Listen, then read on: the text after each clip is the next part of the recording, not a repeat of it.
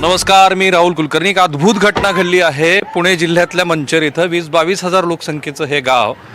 आता ज्या ठिकाणी मी उभा आहे साधारणपणे एक मुस्लिम बहुल भाग जसा असतो तशा या इमारती आणि त्या ठिकाणची दृश्य.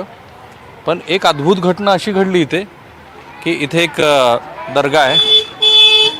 त्या दर्ग्याचं काम सुरू होतं आणि ते काम सुरू असताना अचानकच बांधकामाचा काही भाग ढासळला आणि तो ढासळल्यानंतर एक अशी वास्तू तिथे दिसली की जी वास्तू काही लोकांचं म्हणणं आहे तो इसीलिए अगली बार जब आप किसी मीनार, दरगाह या मस्जिद के पास जाओ तो बस ऊपर वाले स्ट्रक्चर को देखकर इम्प्रेस मत होना. हो सकता है आप सेक्युलरिज्म के एक खंडर के ऊपर भी खड़े हो.